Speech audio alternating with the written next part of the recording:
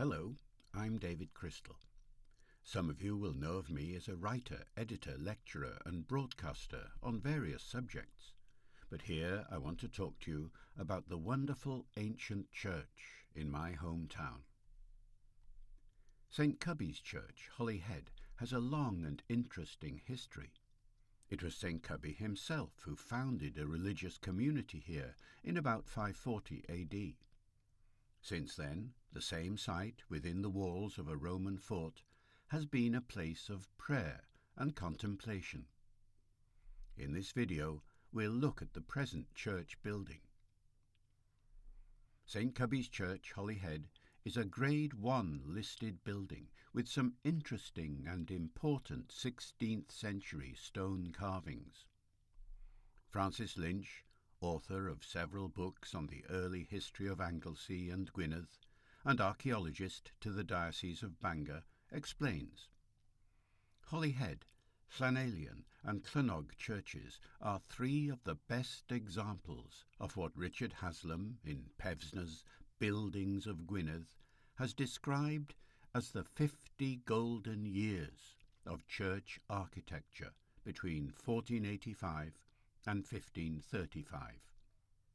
All three are also immensely important because their foundations go back to at least the 6th century, and in the case of Holyhead, the church has a visible continuity with the Roman period when Christianity first came to Britain.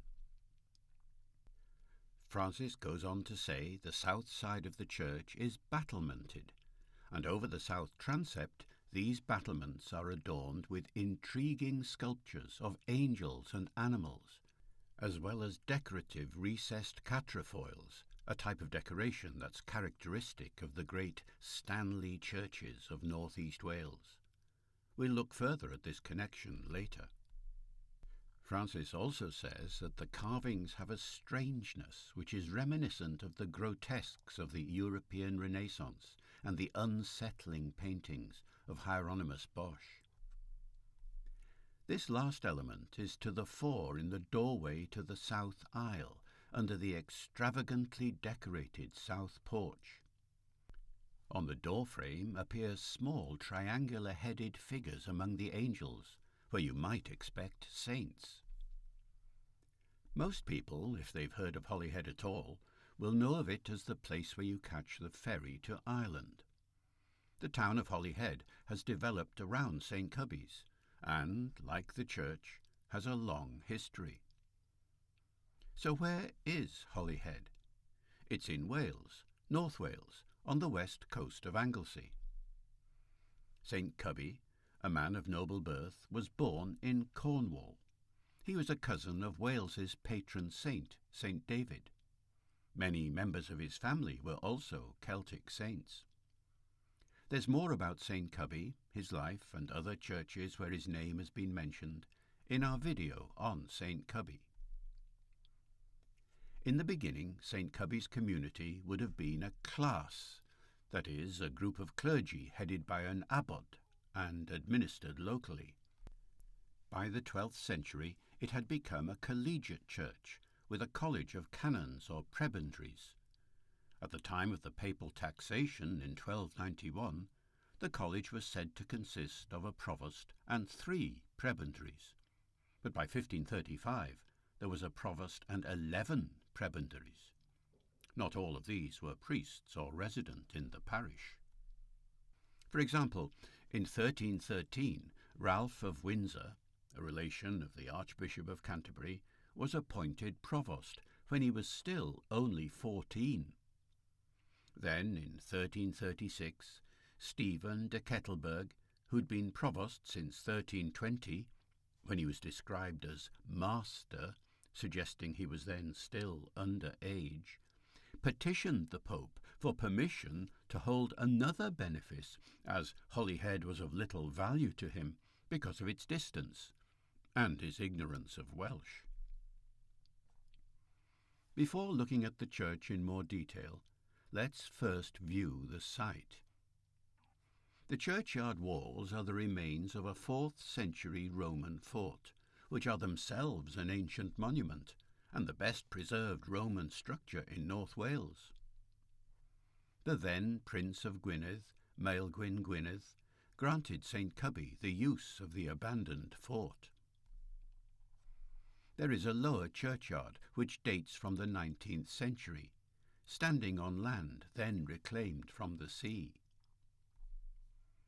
This image, looking towards the harbour, is dated about 1830. In the southwest corner of the upper churchyard is Eglwys y Bedd, which in English means Church of the Grave. Tradition has it that this is where St Cybi was buried until 1405, when during the Owain Glyndŵr rebellion a contingent of the Irish army landed at Holyhead. The church was plundered, and St Cybi's relics were taken to Dublin.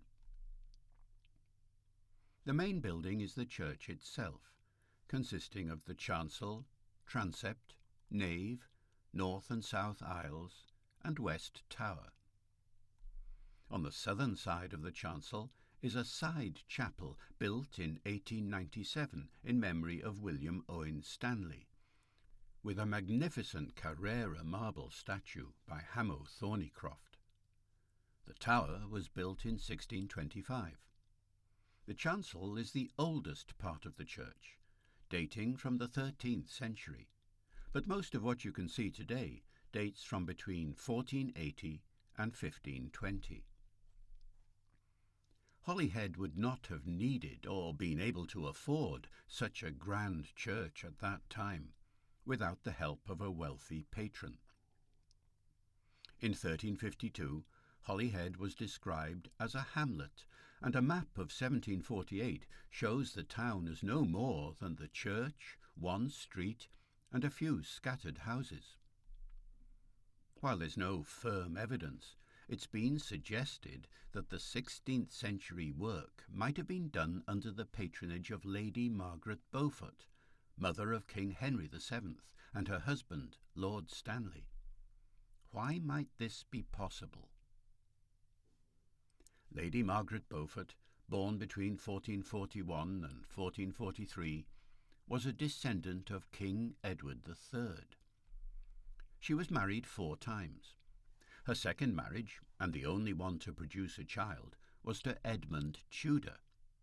Edmund was a half-brother to King Henry VI and a member of the Tudor family of Penmynydd, Anglesey. His father was Owen Tudor, and their mother was the Dowager Queen Catherine of Valois. At the age of 12, Margaret became pregnant with her only child, Henry, who would become King of England.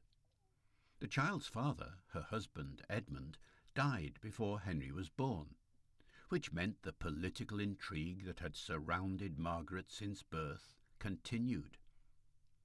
In 1472, Margaret married her 4th and last husband, Thomas Stanley, who was Lord High Constable and King of Man. This was a marriage of convenience, allowing Margaret to return to the court of King Edward IV. Thomas Stanley was a landed magnate of immense wealth and power, particularly across the northwest of England, where his authority went almost unchallenged. In the period between 1455 and 1487, life in England was dominated by the Wars of the Roses, a civil war between the House of Lancaster and the House of York. At the decisive Battle of Bosworth Field, there were, in effect, several separate armies on the field.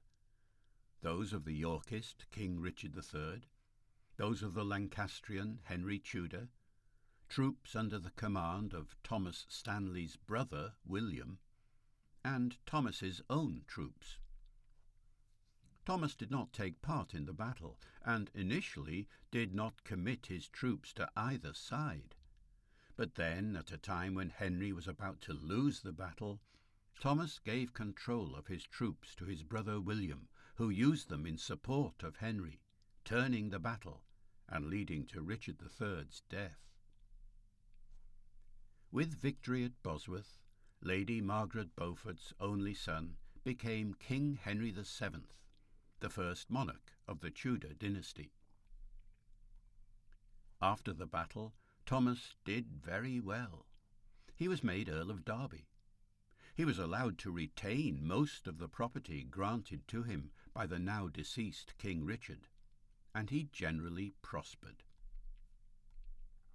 It's widely accepted that, in gratitude for their good fortune, Thomas and Margaret undertook the rebuilding of several churches in North Wales, including St Mary's, Mold, St Peter's, Northup, St Giles in Wrexham, and All Saints in Gresford, and St Winifred's Well in Holyhead. I've referred to both Thomas and Margaret, but the driving force and financial provider was Lord Stanley. The building work at St Cubby's started in about 1480, with alterations to the nave. The second phase was work on the north aisle in about 1500. And the third and final phase was the south aisle and south porch in about 1520. It was a typical building style of the time, but there are similarities between these churches of North East Wales and St Cubby's, Holyhead. The most striking of these similarities is the use of battlements and pinnacles. This photograph of St Cubby's shows, from left to right, the south porch, the south aisle, and the south transept, with battlements and pinnacles. Compare this with All Saints, Gresford, St Peter's, Northup, St Giles, Wrexham, and St Winifred's Well, Holyhead.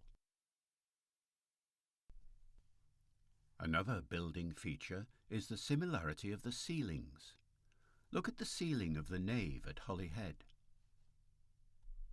Compare it with St Winifred's Well, Holyhead. And here's the ceiling of St Giles, Wrexham. These photos show not only a similarity in building style, but also in the carvings added for ornamentation. Here's St Cubby's, Holyhead. Here's St Giles, Wrexham. Here's St Winifred's Well, Holyhead. Notice also the ornamental symbolism related to the Stanley family. As I've already said, Thomas Stanley was styled King of Man. The 3 legs of man are associated with this title, and this symbol is carved in stone above the doorway to the turret on the south of Holyhead Church. It also appears on carvings at St Mary's, Mold. The only remaining fragment of wall painting at St Cubby's, Holyhead, is a Tudor rose. There's a stone carving at St Giles, Wrexham. And there's another at St Peter's, Northup. St Peter's also has badges of both the Beaufort and Stanley families. There's also a wooden carving of a rose on the nave ceiling at Holyhead. The carving hasn't been dated. It could date back to 1500, but it could be part of the 1876 restoration work, as there is also another Stanley symbol. This eagle and child crest can be seen as a stone carving at St Mary's, Mold. It's also there in a wooden carving on the ceiling at Holyhead, and we know that this carving dates from the 1876 restoration work as an acknowledgement of the contribution made by William Owen Stanley.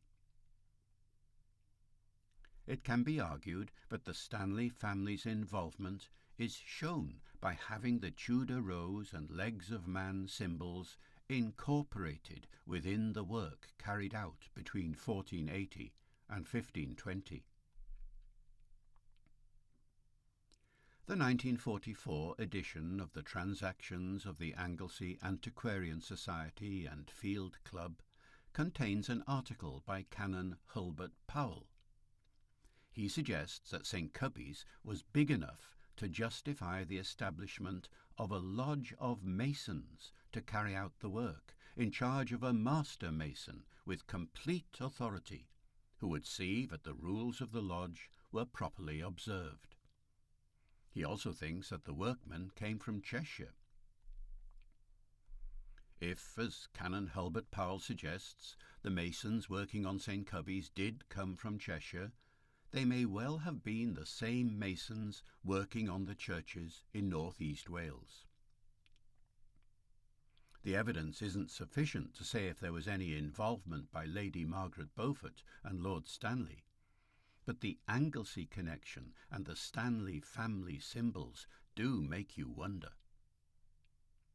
Whatever the reality of their involvement, the carvings carried out at St. Cubby's during this period have significant architectural value as examples of 16th century carvings in northwest Wales.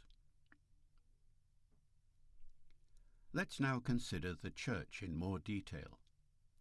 As there's so much to see, unfortunately there's not enough time here to include everything. This photo, which gives an indication of the general layout of the church, is looking up the nave towards the chancel and altar at the east end of the church. The nave, as I've said, dates from 1500. The pews are Victorian, part of the 1876 restoration by Sir Gilbert Scott. The north and south aisles are, respectively, to the left and right. The chancel is the oldest part of the church, dating from the 13th century. There's a record of 1352 which indicates the church was then rebuilding. Whilst there's been considerably more rebuilding since then, it's probable the chancel had reached its present size of about 11 metres by 5 metres by the 13th century, with the church consisting of the chancel and a nave. The east window, with scenes from the resurrection of Christ, is just one example of how the history of the town is recorded within the church. The window is in memory of William Watson, who was chairman and managing director of the City of Dublin Steam Packet Company. Their boats had the contract for the mail to Ireland. The stained glass dates only from 1897, but the window is late 15th century, with a possibility that the wedge-shaped stones in the arch, known as voussoirs, could be 13th century. On the north side of the transept is the Lady Eleanor organ. This was built in 1881 and was originally at Eaton Hall in Cheshire. It was moved to St. Cubby's in 1932. On the south side of the crossing is the Stanley pew. We've already looked at the likely connection of the church with Lord Stanley, 1st Earl of Derby. Through the marriage of his descendant, Sir John Thomas Stanley, to Margaret Owen in 1763, the Stanley family acquired the Penrose estate on the outskirts of Holyhead and spent a considerable amount of time there. The Penrose estate had been in the Owen family since 1553. One of John Thomas Stanley's grandchildren was William Owen Stanley. William was the second born of twins, and his eldest brother took the family titles. William spent his whole life living at Penrose. After qualifying as a solicitor, he became a member of Parliament. He was an antiquarian and contributed greatly to our understanding of Holy Island's history. The chapel on the south side of the chancel, now known as St. David's Chapel, was built in his memory and contains a very fine sculpture in Carrara marble designed by Hamo Thornycroft. On the wall at the west end of the nave is a Delft plaque given by the Protestant churches of the Netherlands in gratitude for the hospitality given by the town to the Dutch sailors, soldiers and airmen during World War II. During the war, the Dutch Navy was stationed at Holyhead. Several of the service personnel married local girls and settled in the town. The present font is dated 1662. It was installed after Oliver Cromwell's troops left. They had destroyed the previous font, as well as causing considerable other damage to the building. The inscription on the font tells us the church wardens were then Robert Lloyd and Robert ap H.V. Probert, that is, Robert, son of H.V. Probert. St. Cubby's has a fine collection of stained glass windows, including some from the William Morris studio. One of these is of St. Michael overcoming the devil with angels. It is in memory of Captain Harry Adine, who was killed during the Battle of Ypres during the First World War. Another of the Morris windows is the Tree of Life window, with sumptuous pomegranates and apples. The tower dates from 1625. It has undergone various changes. It's said that the local commander of Oliver Cromwell's troops, a Captain Swift, had the height of the tower raised by 17 feet to keep a watch for pirates. The churchwarden's accounts for 1739 show that considerable repairs were done at that time, including the use of 2,500 slates. There's a 1742 engraving which presumably shows the tower as it was when this work was complete. Comparison with a modern photo shows the shape of the roof substantially altered, indicating further alterations since 1742. Inside the church there are several carvings, some of which are the original 16th century carvings. Others have been extensively repaired or even renewed. Amongst the angels are some more obscure carvings. In the north aisle is a grotesque, which it has been suggested with no degree of certainty could be a man with a bird headdress acting in the Feast of Fools, a festival which was held around Christmas time. There are 2 carvings of women's heads, which show us the type of headdress worn at the time, and the difference between a peasant woman and a woman of higher standing, whose headdress would be starched to hold it in position. Externally, on the south side of the church, there are carvings above and around the door of the south porch, as well as carvings on the walls of the south transept. The carvings above and around the south door of the church date from 1520, but the decorated roof of the porch is part of restoration work by Sir George Gilbert Scott in 1876. The original porch roof was wooden and flat, as shown in this 1862 illustration. A new roof was included as part of the 1876 restoration work. On either side of the door are empty canopied niches. These would have contained statues, but in the 1650s, during the Commonwealth period, Oliver Cromwell's troops were garrisoned in the church and caused considerable damage, including the removal of the statues. The troops are said to have stabled their horses in the porch. Above the door at either end are representations of the arms of Llywarch ap Bran, which are included because of his association with the church. Llywarch was founder of one of the 15 noble tribes of Gwynedd. In the 12th century, together with Hwfa ap Cynddelw, another of the Gwynedd tribal lords, he endowed St. Cybi's as a portionary college of 12 prebends. On the south transept wall there are several carvings. In 2019 and 2020, these transept carvings were the main focus of restoration work at the church, and more detail about them can be seen in our video about the restoration. For now, we'll look at a couple of the more interesting carvings. On the west wall, we have what apparently was intended for an amphisbaena, a beast with a head at the end of its tail, enabling it to move either way. Its eyes shine like lamps, and it has no fear of cold.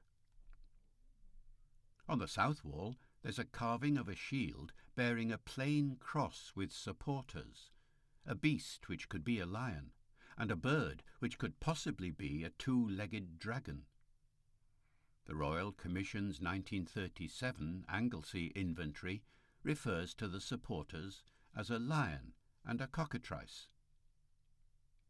A cockatrice is a mythical beast, essentially a two-legged dragon or serpent-like creature with a rooster's head. It has the reputed ability to kill people by either looking at them, the death-darting eye of cockatrice, touching them, or sometimes breathing on them. On the east wall there's an image of a griffin. Here we're still in the land of mythology. A griffin is a legendary creature with the body, tail and back legs of a lion, the head and wings of an eagle, and sometimes an eagle's talons as its front feet. Because the lion was traditionally considered the king of beasts, and the eagle the king of birds, by the Middle Ages the griffin was thought to be an especially powerful and majestic creature. Since classical antiquity, griffins were known for guarding treasures and priceless possessions. In medieval heraldry, the griffin became a Christian symbol of divine power and a guardian of the divine. In this video we've looked at just some of the features of St. Cybi's Church at Holyhead. More information on the church and its history can be found on the parish website at holyheadparishchurches.co.uk. Let us end with the prayer above the churchyard gate. Sancte Cybi, ora pro nobis. Saint Cybi, pray for us.